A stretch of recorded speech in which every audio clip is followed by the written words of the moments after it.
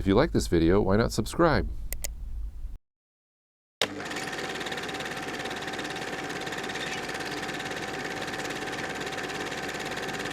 Hey everybody, welcome to another episode of the Frugal Filmmaker, the place where money matters, but not that much.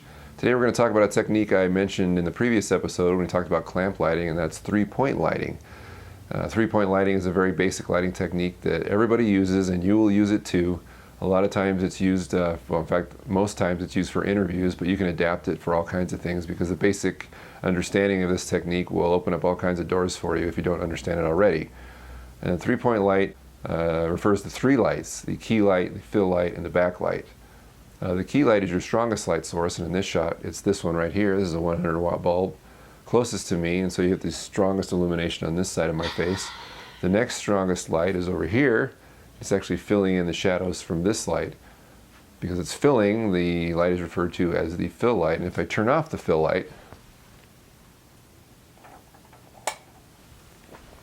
you'll see that the key light now creates a much harsher, more dramatic effect, which is also typically unflattering, so you don't see it in a lot of interviews. And if you want to make someone's face look evenly lit, or most evenly lit, because you still have the strong side, weak side, even with the fill light on, you're going to want that light on. So let's turn it on again.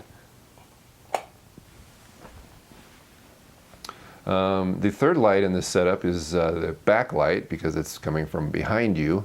And I have a 75 watt halogen bulb clamped to a bookshelf above me, and it's also on a dimmer so I can control the level. But if you look at this shot, you can see that my hair and this side of my shoulders are illuminated by this light, which helps to separate me from the background.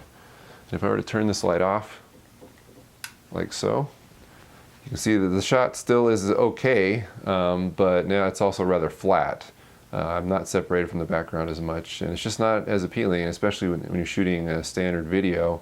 You don't have a lot of depth of field, so you're going to want to create as much artificial depth as possible, and you do that with the backlight. So I'll turn that back on. Notice also if you crank it all the way up, it creates more of an angelic effect. It creates a halo light from above, often associated with heaven. So that's the effect you're going to get if you have it on all the way.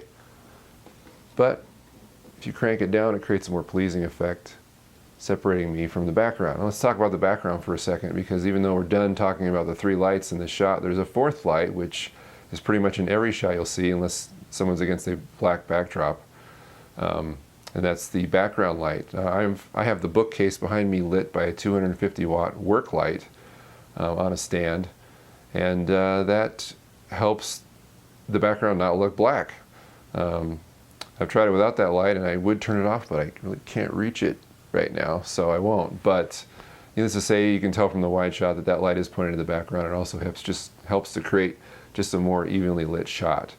Here are some other examples of three-point lighting in action.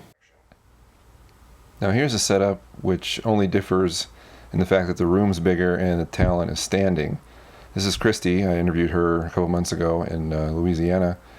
But she's lit by the exact same setup you just saw me being lit by. Two incandescent bulbs in clamp light fixtures, along with a 75 watt halogen spotlight attached to a dimmer.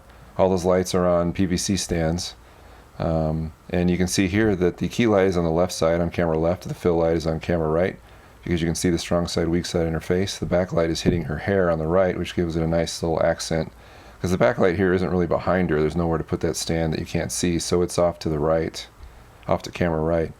But it accents her hair rather nicely. Now the problem here I encountered was, how do you possibly light this room with a light of similar color temperature? Well, the fact is you can't, or I couldn't, because I didn't have the lights. So what I did was I basically turned on all the lights on the room. In the room you can see them, they're all on, all the fluorescents. And I used that to illuminate the room, but I white balanced on Christy, so I made sure her skin tones were correct. Now note that none of this footage is color corrected at all, or I haven't retouched it or done anything to it, cropped it, anything. But the shot ends up looking pretty good. Even the fluorescents look white, so it matched pretty well. And here's a couple of really poor cell phone shots that show my setup. You may notice too that those gymnastics pads are set up around the camera to hopefully improve the sound quality, which I'm not really sure if it did, but it was a really echoey room, so I tried to set those up to help trap the sound and not make it so bad. Not sure if it worked that well or not. Now here's another example using standing talent again in another very big room that I could not possibly light. But it's same exact lighting, clamp lights, incandescent bulbs, a backlight with a 75 watts halogen attached to a dimmer, all exact same lighting setup. Only this time, as you notice how blue the background is, now when I turned on all the lights in the room and white balanced on the talent's face, the entire room turned blue. It looked like he was in a meat locker or something. It was super cold. But what I did was, to achieve this effect, was I turned off most of the lights between him and the stage that you can see in the background, and just turned on the ones that were around the stage. You can see how it turned the walls blue because I white balanced on him. In fact, if you look at the stage, you can see someone walking around back there, and they actually look correctly lit, or the color temperature looks right. That light on the very top of the stage looks white.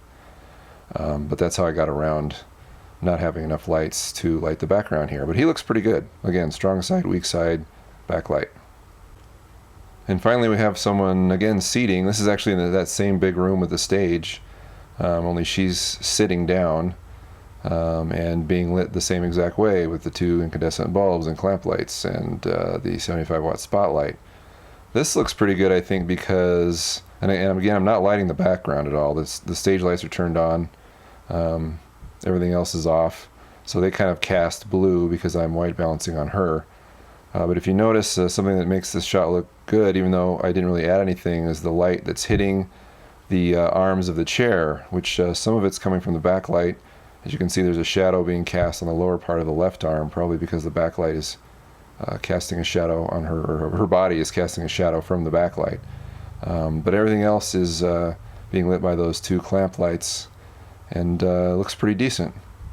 And that essentially is three-point lighting. Feel free to take this setup and twist it all kinds of ways for all kinds of twisted effects. If you like this tip, please come to thefrugalfilmmaker.com for more, and you can find us on Instructable's Twitter and Facebook. We'll see you later. Bye.